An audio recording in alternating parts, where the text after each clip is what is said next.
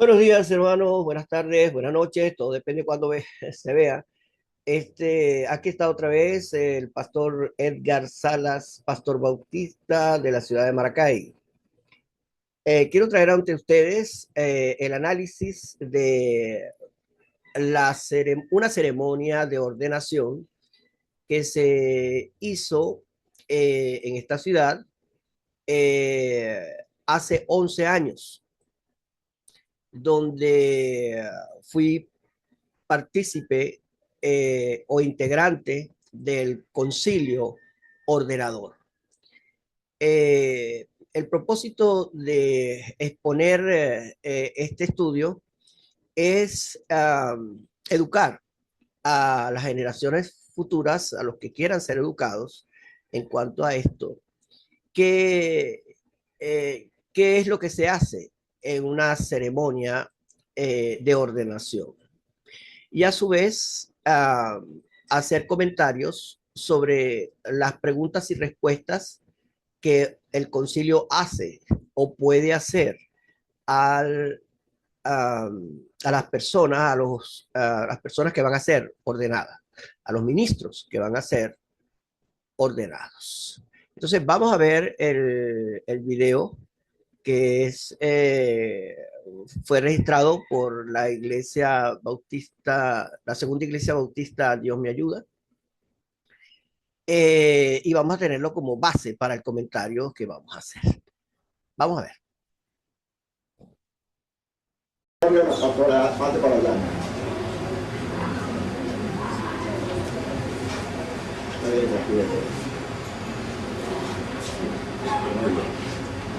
Voy a suplicar que el reverendo Jaime se ponga para acá y el reverendo Elgar también acá.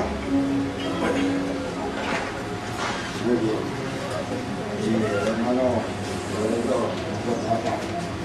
Hermano, vamos a proceder delante de la congregación para hacer el interrogatorio o las preguntas a los candidatos a la ordenación. La primera cosa que observamos es que el acto de ordenación tiene que ser delante de la iglesia, en asamblea. En ese momento se está tomando un acta. La secretaria de la iglesia está tomando un acta de lo que está sucediendo, porque esa es una asamblea. La ordenación al ministro no puede ser en secreto, no puede ser aparte, separado a la iglesia. Es la iglesia la que pide la ordenación de su ministro, pero esa petición no es para que ellos decidan si va a ser ordenado o no va a ser ordenado. La invitación que se le hace al concilio es para que ellos lo ordenen. Entonces, como la iglesia es autónoma, la iglesia es soberana, la asamblea es soberana, ella no está pidiendo de que el concilio haga algo que ella no quiere. Ella quiere ordenar a su ministro, pero ella quiere públicamente que se le haga un examen de su condición espiritual, de conocimiento teológico o eclesiológico de su pastor y que conste en acta de eh, de los resultados de ese examen. Independientemente del examen, la decisión del concilio no afecta la decisión de la iglesia de ordenarlo, a no ser que ella, como soberana, ella reconsidere después del examen su decisión de no ordenar o no aceptar su ordenación. Entonces, la ordenación de un ministro, lo que quiero decir es que no depende del concilio. Es la iglesia la que decide que se le ordene a su ministro. pero la sugerencia del concilio que le dice a la iglesia está a consideración de la asamblea. Entonces, por eso es que los resultados que haga el concilio no afecta la decisión de la asamblea, porque ella es autónoma, completamente autónoma, y no puede estar circunscrita a otra autoridad fuera de ella misma. El hermano Hugo Durán Gil, Carlos Noel Rincón.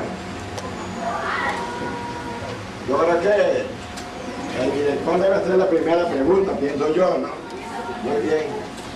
Cada uno le va a hacer una pregunta específica a cada uno de ellos, ¿no? Nos dirigimos a cada persona que les vamos a hacer la pregunta. El concilio debe estar constituido por ministros ordenados. ¿Qué interpreta la Iglesia Bautista como un ministro ordenado? Es aquel ministro que una iglesia local reconoció en él por su labor, por su ejercicio, por el resultado de sus esfuerzos, reconoce en él el llamamiento de Dios y hace certificar en un acta que ese personaje, hay a lo menos una iglesia que le reconoce como ministro de Dios. Por eso es que el concilio tiene que estar conformado por ministros ordenados al santo ministerio, los cuales son convocados por la iglesia local para que sean los que ejecuten el examen de los candidatos.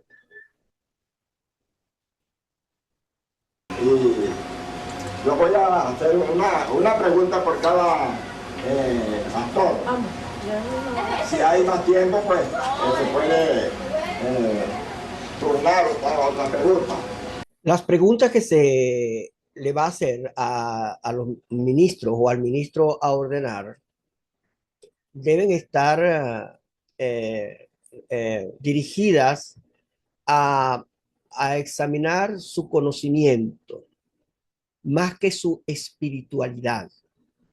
El concilio no es para descubrir el carácter del candidato, sino su conocimiento, si está capacitado intelectualmente o en sentido del conocimiento de su oficio, como temas eclesiológicos, temas teológicos, temas éticos de conducta, eh, temas administrativos de la iglesia, pero nunca el examen va dirigido a medir su espiritualidad, simplemente su conocimiento. Entonces, estas preguntas por los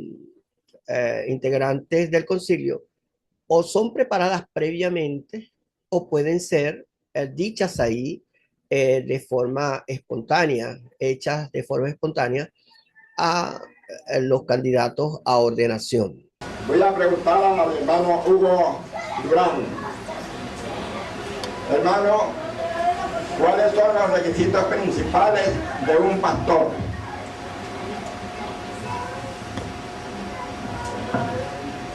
Requisito número 1, que sea convertido al Señor, que sea un hombre que ame a los miembros, consagrado, que vele por el cuidado de la familia, que visite, que predique, que enseñe, y sobre todo que tenga el don de servicio, de servir a la obra. Observe que en esta primera pregunta es muy buena, muy interesante, muy básica. ¿Cuáles son los requisitos para ser un pastor?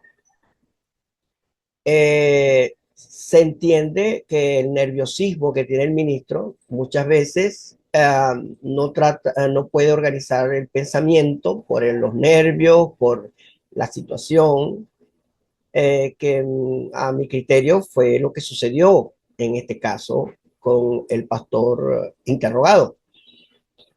Pero la respuesta no es sacada de un sombrero o de unas ideas de lo que debe ser. En este caso, la actuación deontológica de un ministro, sino tiene que ser sacada de las Sagradas Escrituras, porque las Sagradas Escrituras dice cuáles son los requisitos para ser ministro.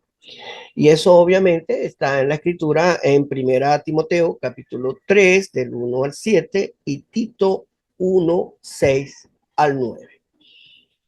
Eh, la respuesta a, um, más aceptada sería lo que dice la escritura, más de lo que nosotros suponemos de que debe ser un pastor. La Biblia es nuestro manual de ética, conducta. Entonces, ahí se tiene la respuesta. Pero como dije, pues, el nerviosismo de un ministro muchas veces no puede ordenar sus pensamientos. Sigamos viendo. Muy bien. Ahora vamos a darle la pregunta al reverendo Jaime para que se dirija a otro pastor. La pregunta para el hermano Carlos Noel Rincones. ¿Cuál es el fundamento principal del ministerio pastoral? El fundamento principal.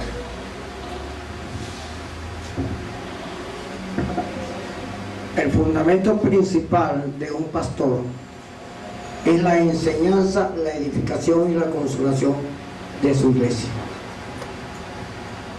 Muy bien. Observe que el pastor contestó a la pregunta de una manera aceptable, porque él sintetizó diciendo que, bueno, su fundamento es pastorear a la iglesia, educar a la iglesia. Pero de una manera quizás viéndolo desde un punto de vista más profundo, nosotros no enseñaríamos a la iglesia ni nos entregaríamos a la iglesia si nosotros no amamos la iglesia. El fundamento del pastor es su amor a la iglesia. Dice la palabra del Señor que nosotros debemos amar como Él nos amó a nosotros. Para el pastor, no es solamente amar al prójimo, sino también amar y entregarse a su iglesia, el que pastorea. Esta fue la orden que el Señor Jesucristo le dio a Pedro cuando le dice, apacienta mis corderos, apacienta mis ovejas. Entonces, así como Cristo amó a su iglesia, nosotros debemos amar a nuestra iglesia. Entonces, la motivación nuestra pastoral, nuestro fundamento pastoral es fundamentado en esa pasión, en ese amor que tenemos por la iglesia, más que por otra cosa. Vamos a reverendo. Hermano Hugo Durán, pastor, según su opinión, ¿cuál es el rol del pastor en cuanto al gobierno de la iglesia, según su opinión y conocimiento general? Observe que en esta pregunta se está haciendo énfasis sobre la opinión del ministro, no lo que dice la eclesiología o lo que dice la teología al respecto, sino el interés del miembro del concilio es saber qué piensa como persona sobre el gobierno de la iglesia. Observe que la pregunta está dirigida al rol del pastor en el gobierno de la iglesia. ¿Cuál es el papel del pastor en el gobierno de la iglesia?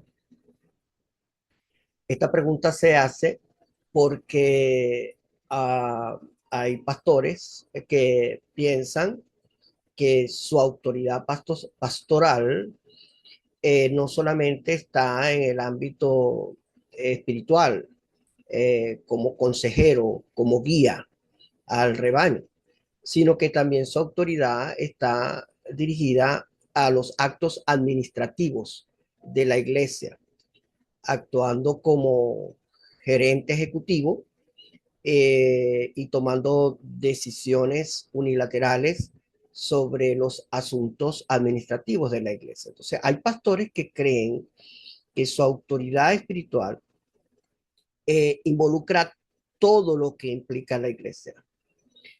Por eso es importante hacer este tipo de preguntas para que la iglesia que está escuchando vea cuál es el sentimiento del pastor o las intenciones del pastor cuando ejerce su ministerio.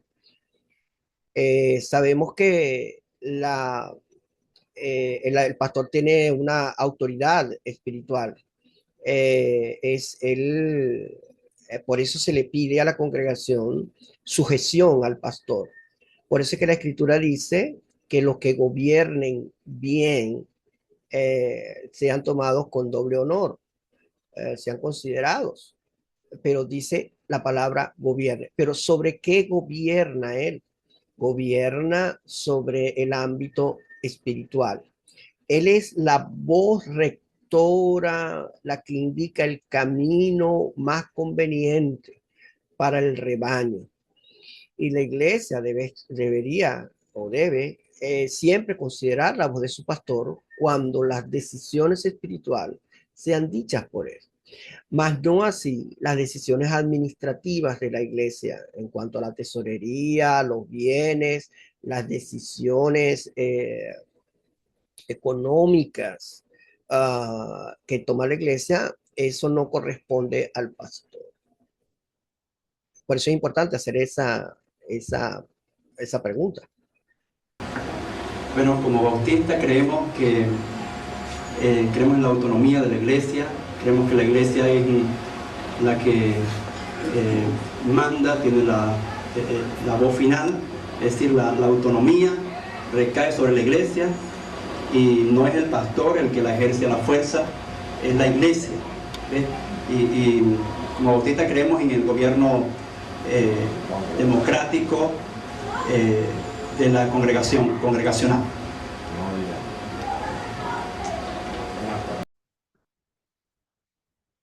Observen que aquí el pastor parece que no entendió bien la pregunta, pero todo lo que dijo es correctísimo. La autoridad final pertenece a la iglesia, porque la iglesia es autónoma.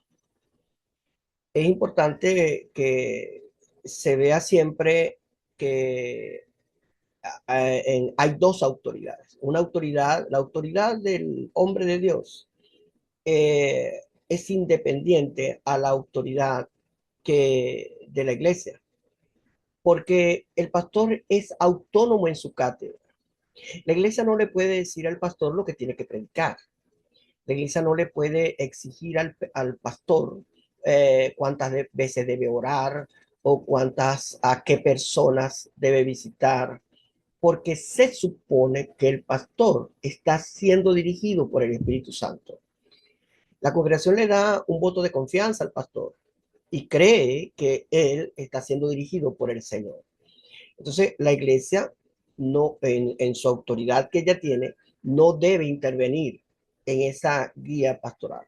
La única forma que la iglesia aplique su autoridad al pastor es cuando sus decisiones, su conducta, sus enseñanzas estén apartadas de las Sagradas Escrituras. Allí la iglesia está llamada para llamarle la atención al pastor para que corrija el rumbo que lleva o que trata de enseñar a la iglesia.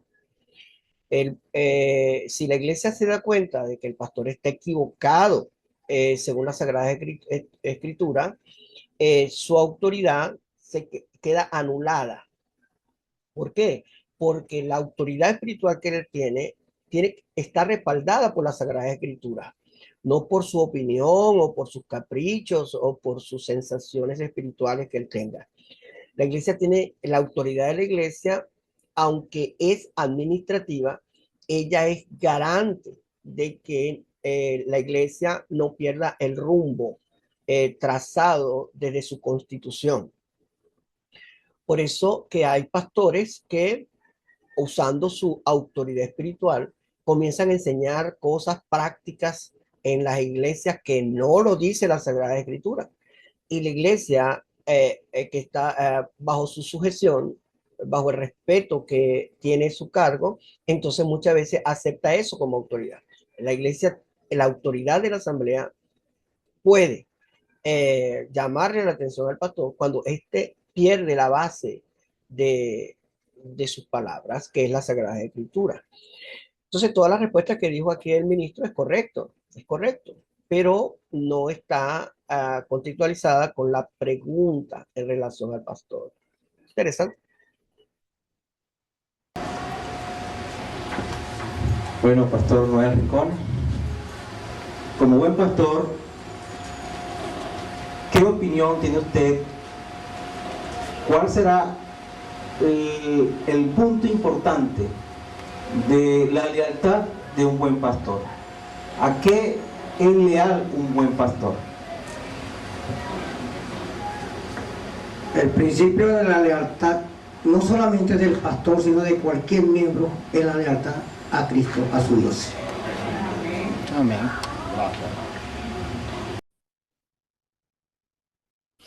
Aquí vemos una excelente respuesta.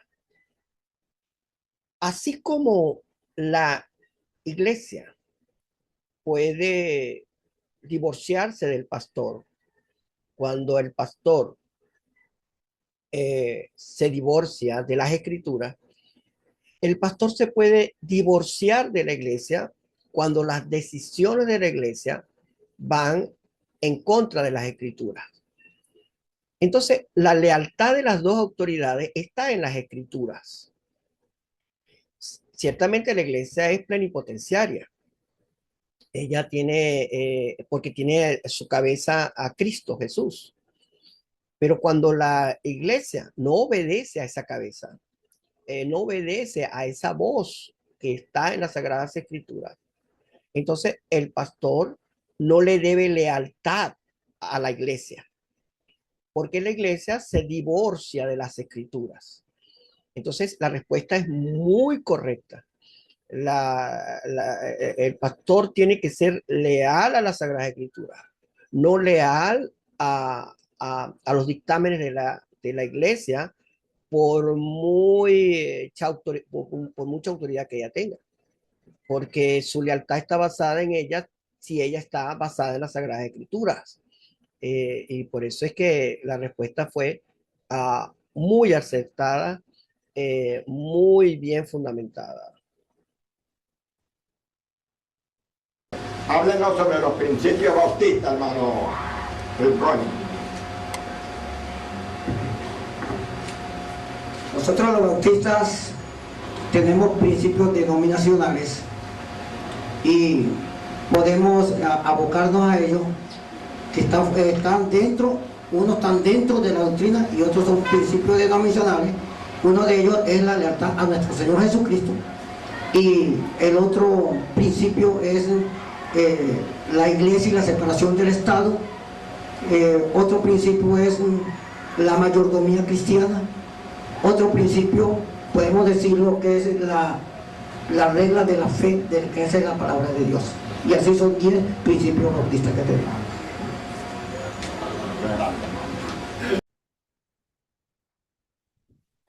Aquí se observa claramente que lamentablemente el candidato no conoce los principios bautistas, no conoce el porqué de los principios, sus orígenes, hace una división extraña entre que hay unos principios de un tipo y otros de otro tipo.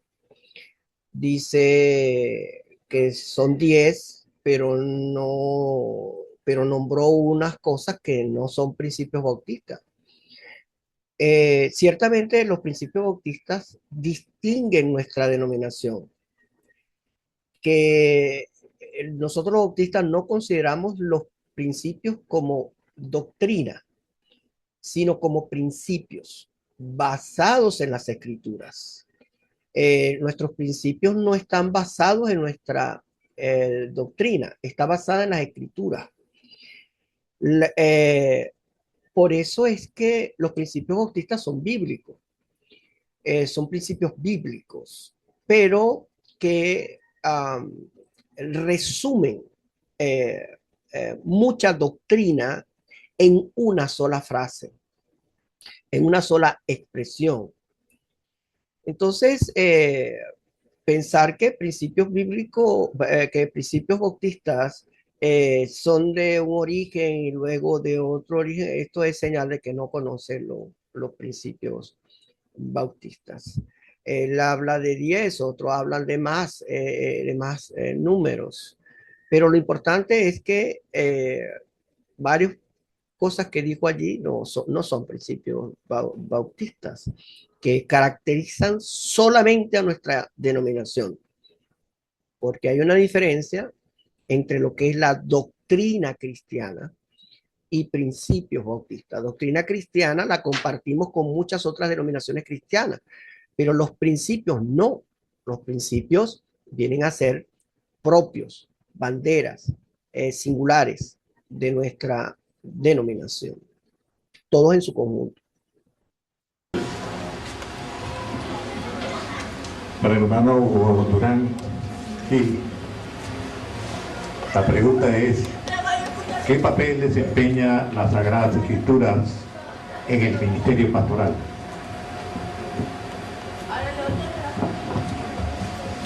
Para el ministerio pastoral, las Sagradas Escrituras es lo básico. Un pastor sin la Escritura no funciona, porque nuestra regla de fe y práctica es especialmente para nosotros bautistas, el Nuevo Testamento, pero creemos que la Biblia, la palabra de Dios en su totalidad, es la palabra inspirada de Dios, y por lo tanto ella es nuestra guía, ella es nuestro instrumento para poder ejercer con eficacia el ministerio pastoral. Amén.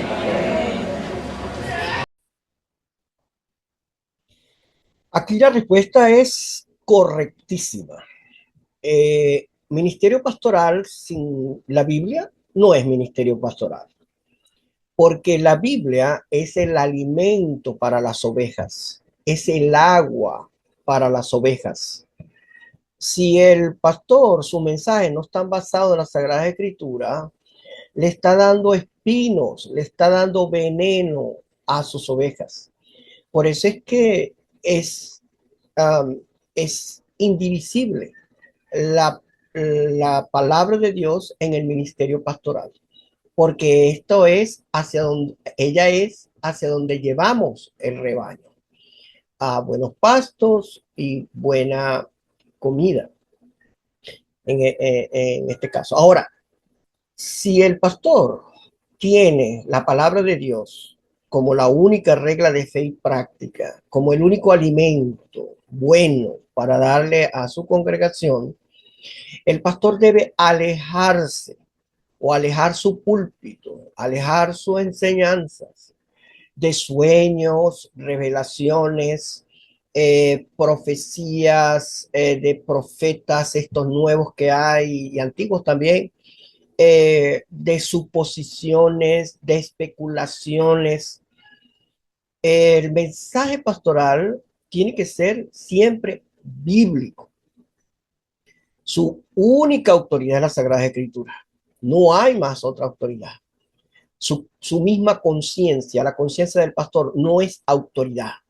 Es la palabra de Dios, la autoridad, la que él debe predicar a toda criatura y guiar a su iglesia. Ahora, cuando se dice que la Biblia, se habla del Nuevo Testamento y la iglesia, se dice que la iglesia cristiana es neotestamentaria, pero es su eclesiología, es su forma de hacer los servicios, su dinámica es neotestamentaria, no es bíblica.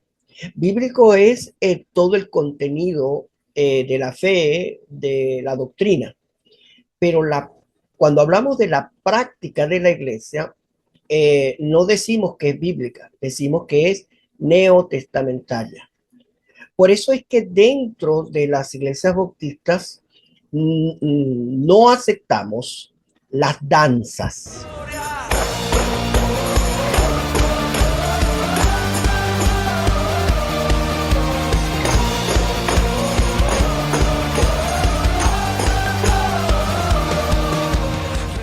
Por ejemplo, porque eso no es práctica neotestamentaria.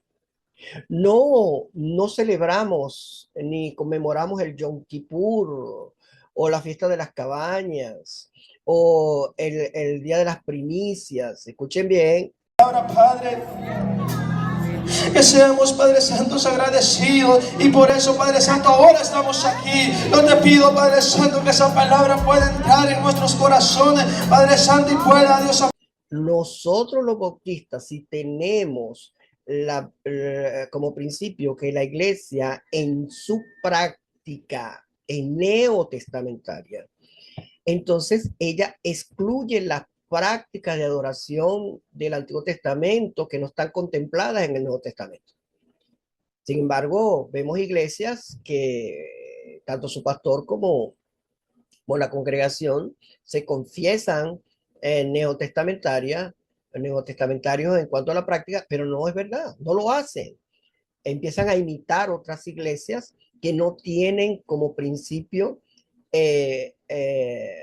doctrinal de que la iglesia es neotestamentaria en su práctica de adoración. Porque todo el culto antiguo del templo y judaico fue sombra de lo que iba a venir y tuvo su fecha de caducidad. Muchas formas de adoración que están, o la mayoría de las formas de adoración en el Antiguo Testamento caducaron. Hermano Noel, ¿sobre quién se fundamenta, sobre quién recae la disciplina en la iglesia? Hablando de disciplina, sobre la manera que el pueblo bautista entiende la disciplina, por supuesto, ¿no? ¿Sobre quién le cae esa responsabilidad, según su fe? La responsabilidad de una iglesia sobre un pastor equivale primero y principal a tener ser fiel a Dios. Como principio bautista tenemos como ¿cómo fue la palabra? La autoridad de la Biblia, perdón que me haya ido un poquito de fuera del contexto. Replantearé la pregunta. Replantéamela, por favor. La disciplina de la iglesia, ¿quién aplica la disciplina en la iglesia? ¿Quién? Cuando tenemos un gobierno congregacional, eso le corresponde directamente primero al pastor con la iglesia para disciplinar a un miembro. Porque yo no me voy a ir de la primera si yo no reúno. Cuando es un pecado que se ha sabido, que se tiene conocimiento, pero cuando el pecado es oculto, ese es el pastor con la persona agraviada o con la persona que cometió pecado.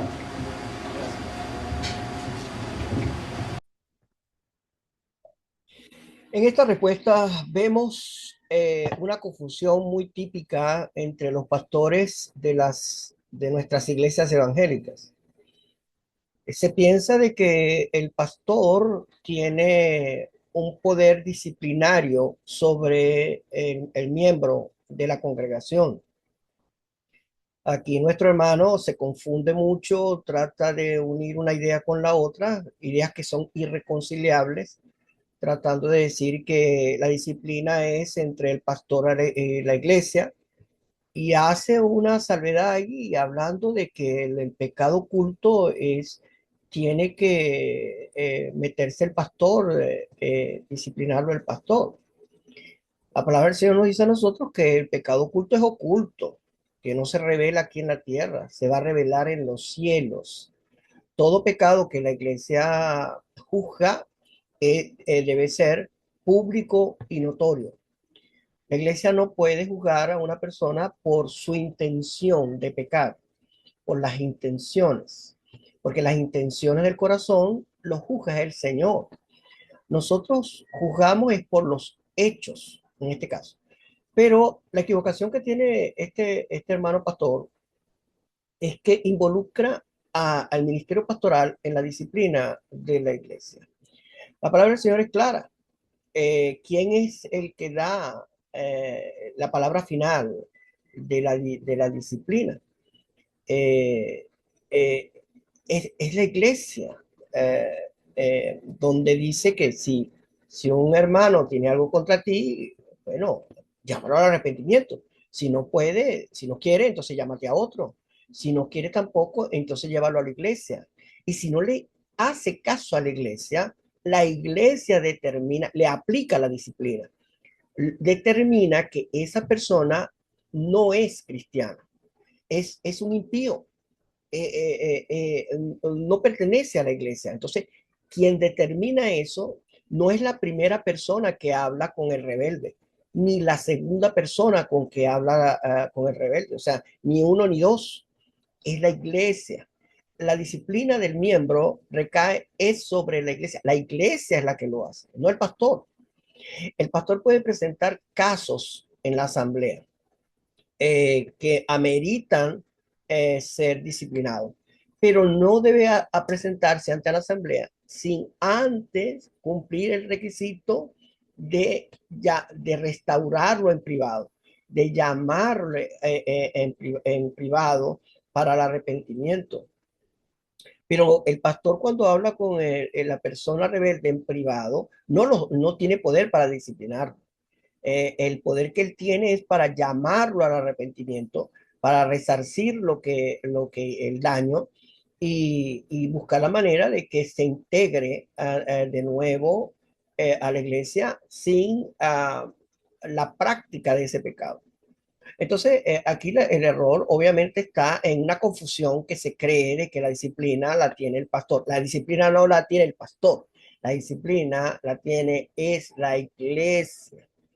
El pastor puede recomendar, pero el pastor no puede decidir quién puede ser miembro de la iglesia, quién no es miembro de la iglesia.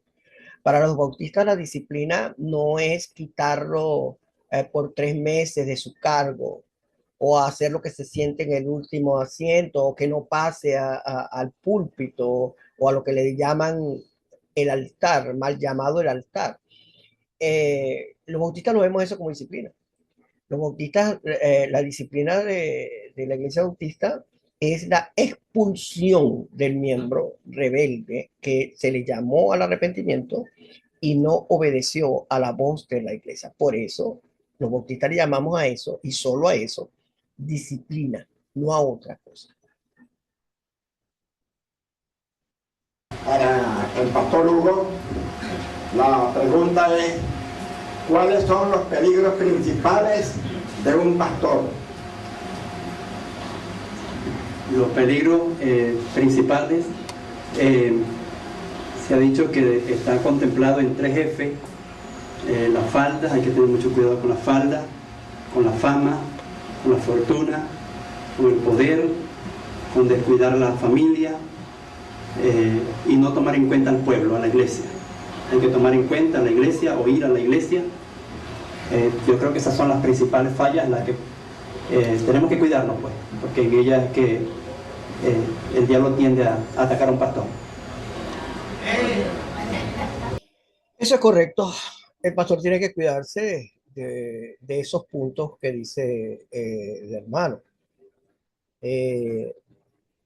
Por eso es que si el pastor no tiene una salud mental y una salud espiritual, se convierte en un personaje peligroso dentro del pueblo de Dios. Peligroso para él, para su familia y para la iglesia. Entonces, en síntesis, el pastor, el gran enemigo que él tiene o tiene su ministerio son sus bajas pasiones. El deseo de desobedecer lo que dice la escritura. Pero muy buena la respuesta, muy interesante y es correcto, correctísimo. Bueno, Pastor Noel, como Iglesia Bautista y como principio, nos basamos a lo que es la Biblia, ¿no? Desde los principios neotestamentarios. Quisiera saber cuál es su opinión acerca de qué es la iglesia para usted. Me está hablando de la iglesia bautista, que es para mí. La iglesia bautista para mí viene siendo la presencia de Cristo y los apóstoles en nuestras vidas, porque mediante el Nuevo Testamento nosotros nos guiamos y nos dirigimos por el Nuevo Testamento. Muy bien. El problema de esta respuesta es que la pregunta está diciendo qué es la iglesia para usted. O sea, le estás diciendo cuál es su opinión personal. Y se ve en el hermano que está inseguro en responder, no está claro en qué es lo que va a decir. Y dice que él repregunta diciendo, ¿y qué es lo que es la iglesia bautista para mí? Y no espera la respuesta, sino que continúa respondiendo. La pregunta es, ¿qué es la iglesia para él? El concepto de la iglesia. Fíjese que dice que es Cristo en nuestros corazones. Esa es la iglesia bautista para él. Es Cristo en sus corazones. Esta expresión no se espera a una pregunta como esa. La respuesta obviamente debió haber sido que es la iglesia para cualquier cristiano. La iglesia es el cuerpo de Jesucristo, de la cual Cristo es su cabeza. Esa sería la respuesta. Ahora, si queremos una respuesta personal, particular, cualquier pastor diría que es la iglesia para mí, el amor de mi vida. Por ejemplo, yo diría eso, el gran amor de mi vida, la iglesia, a la que le he dedicado mucho tiempo y mucha energía y mucha fuerza. Esa es mi opinión personal de lo que es la iglesia.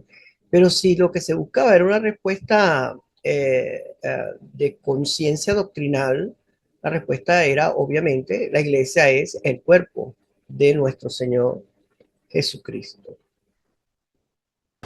Hermano, ¿les parece bien la suficiente? Muy bien, hermano. Entonces, vamos a pedir al concilio, a los pastores reverendos, que tengamos la bondad de pasar allá atrás, cuando empiece allá. Y voy a pedir a los hermanos que tienen el libro de actas, que tengan la bondad de pasar con nosotros allá. Libro de actas de la iglesia, primera iglesia bautista Dios te ama, San Joaquín, y de la iglesia bautista Dios me ayuda. Muy bien, tengan la bondad.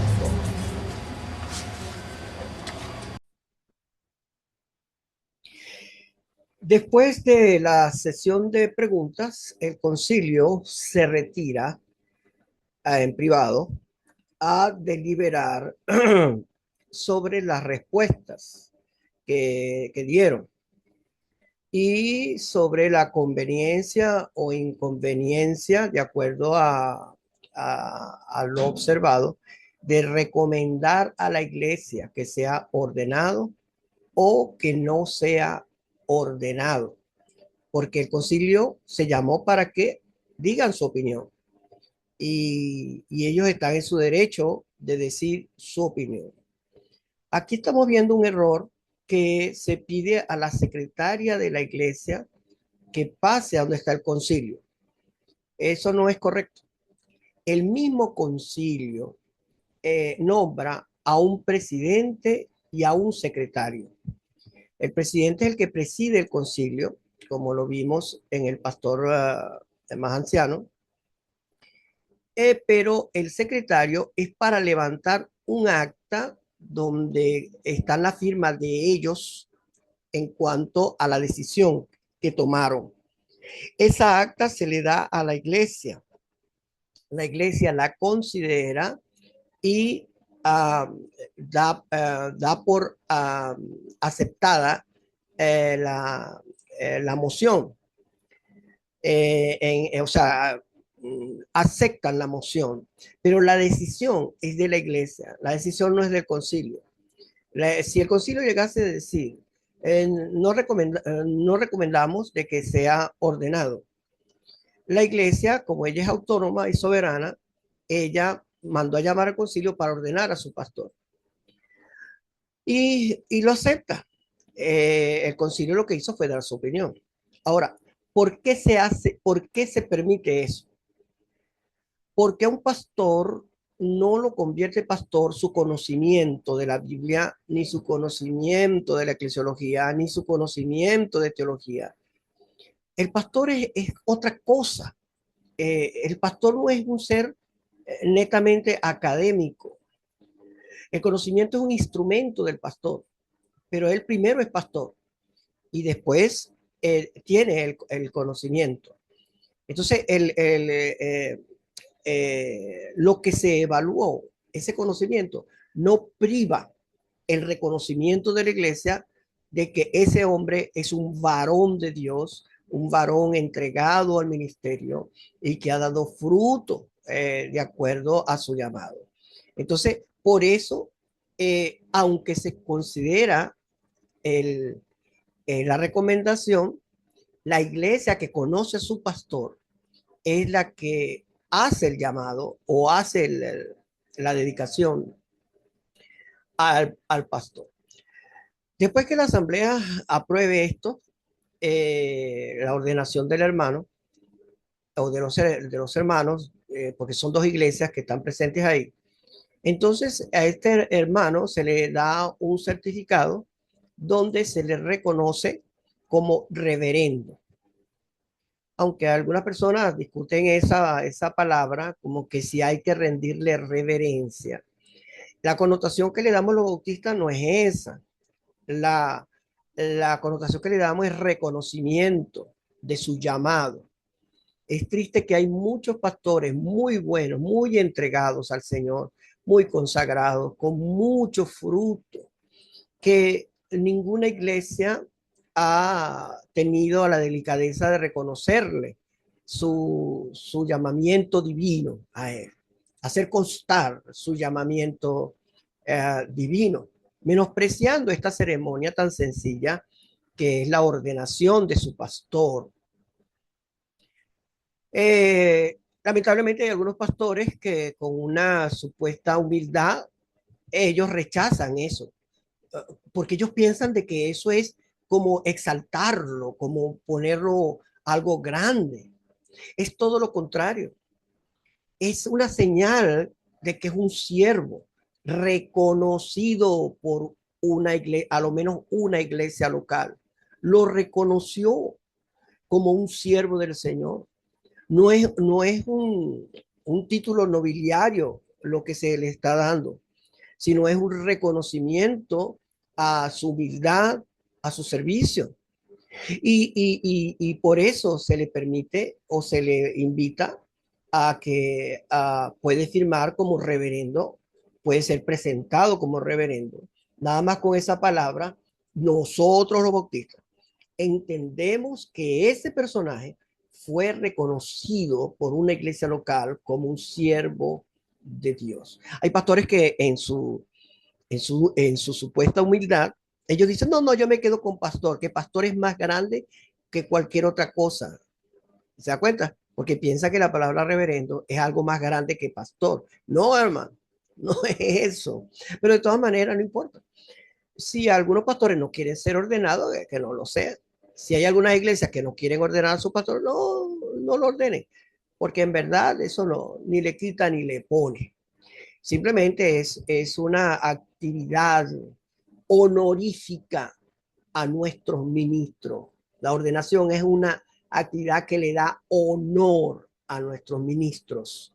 Si las iglesias bautistas pierden este hábito de al que honra, darle honra al que merece honra, entonces, bueno, estamos perdiendo uno de los valores que nos distinguen a nosotros como cristianos, que es reconocer los méritos de una persona, no dándole un título nobiliario, sino haciéndole un reconocimiento de servicio en este caso.